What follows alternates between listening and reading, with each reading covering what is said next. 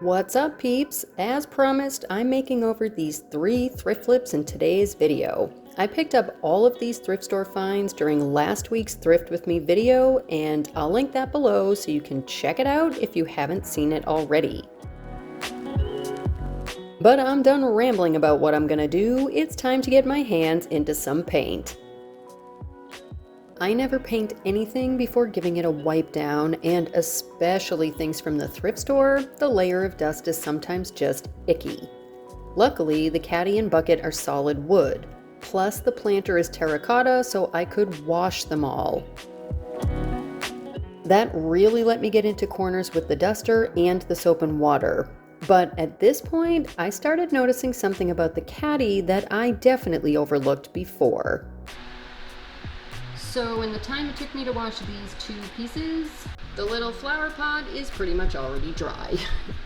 There's a little bit of moisture you can see at the bottom there, that different color, but it's like dry. Love Phoenix. All right, I'm gonna wait for these to dry and then get scuff sanding.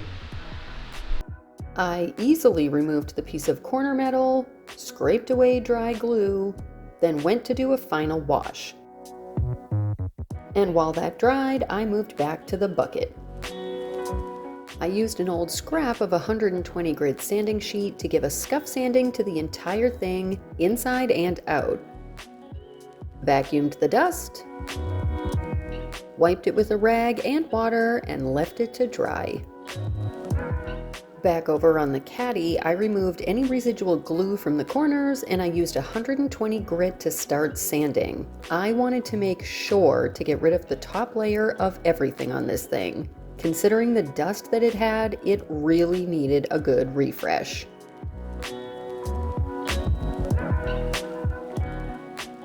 I wiped away dust as I went to reveal any additional chunkers on the corners, and it was during this process that I completely changed my plan for this piece, but I'll get to that in a second. I only used a 220 grit on the inside, and I did use 220 on the outside after raising the grain, but I did that off camera.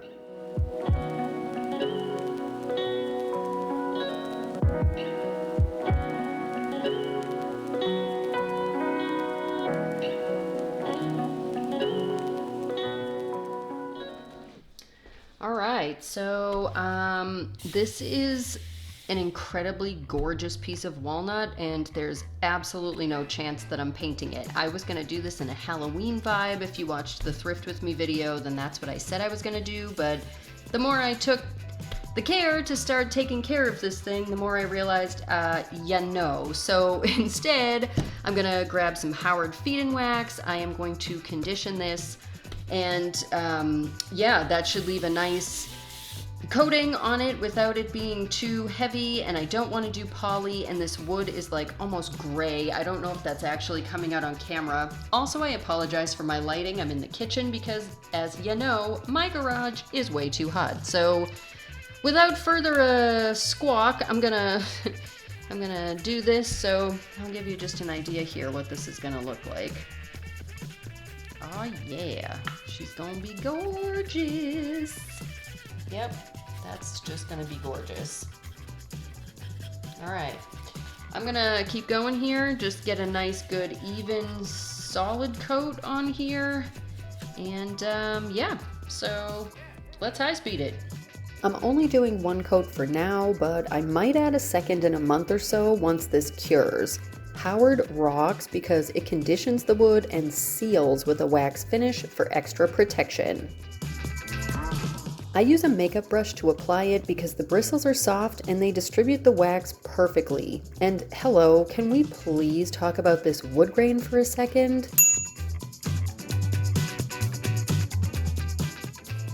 While the Howard wax soaked into the caddy, I turned back to the terracotta pot and bucket. I'm using Melange stain blocking primer on these pieces, and I'm fully in love with this primer. It has awesome coverage and stain blocking properties. For a water-based formula, it's definitely the jam. I finished up and left these to dry for a couple hours.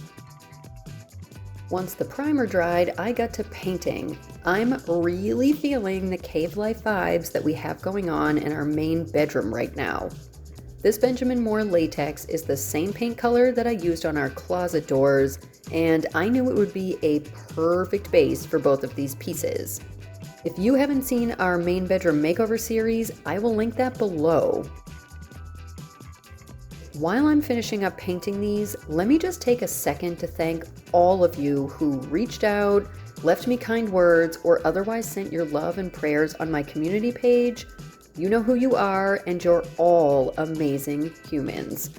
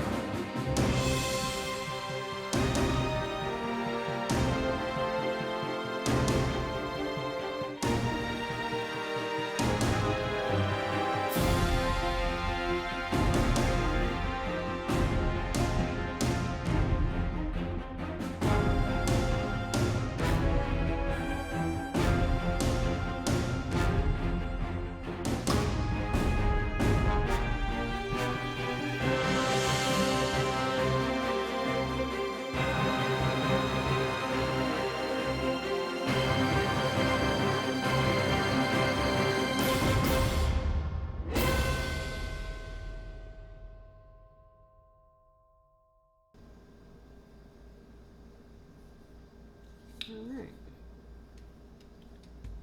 now I'm going to let these dry, and then I'll come back in with a good top coat. This one I might do a little more. I might actually do a little bit of distress. You know what? I might do a little distressing on both. You're going to know in 2 YouTube seconds if I decide to do any kind of distressing on either of these, or if I'm going to just leave them as they are color-wise. I love the color. It's like a nice rich off-white, but it almost has like a peachy vibe in the undertone. It is totally a gorgeous color. I just, yeah, you'll know in 2 YouTube seconds.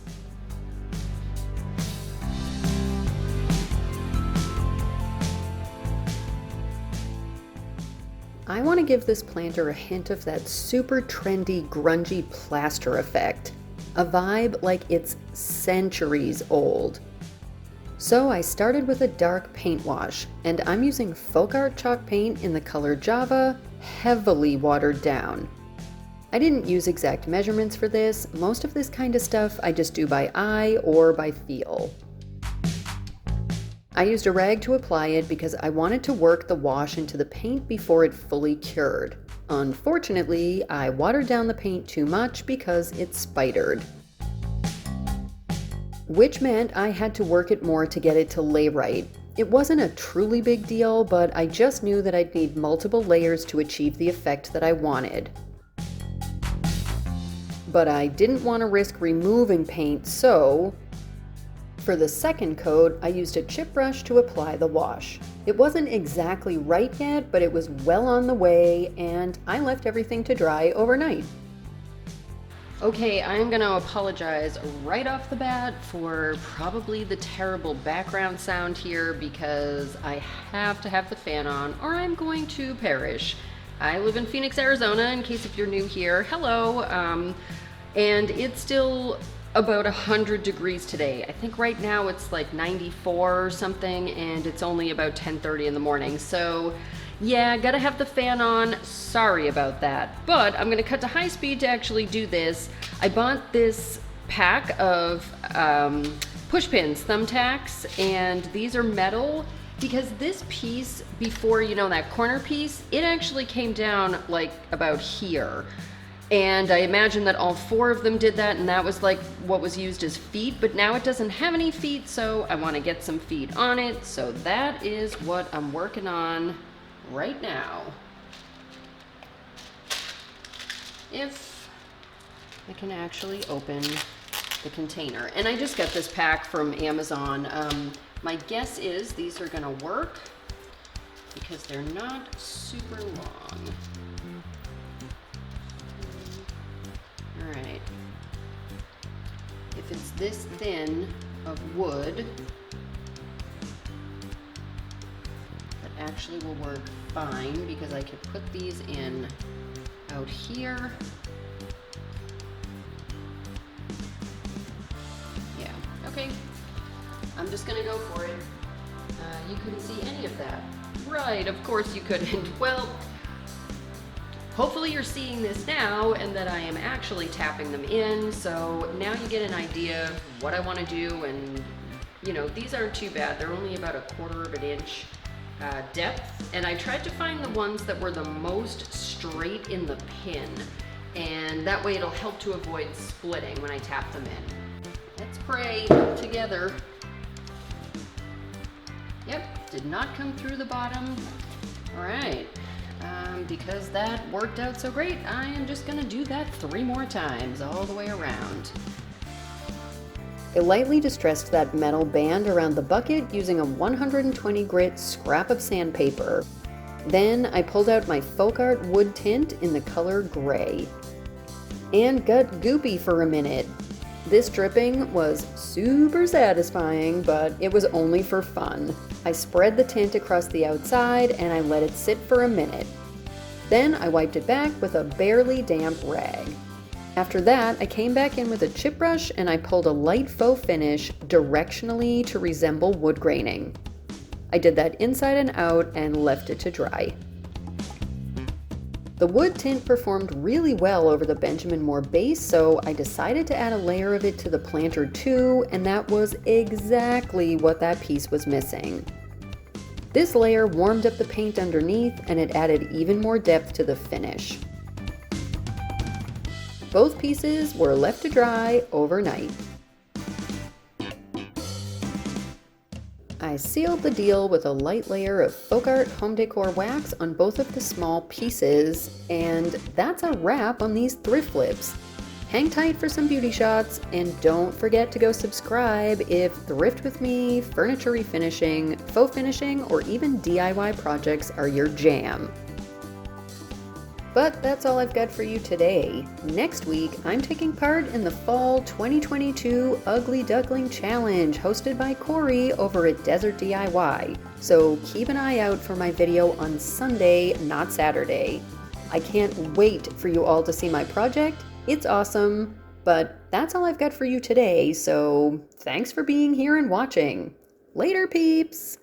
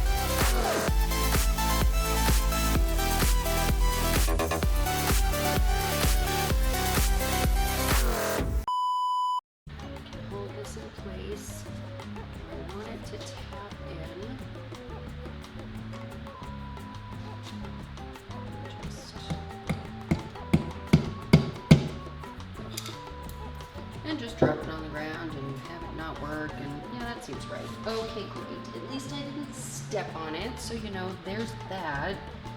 It's a good start for me. Let's try that again and actually hold the thumbtack this time.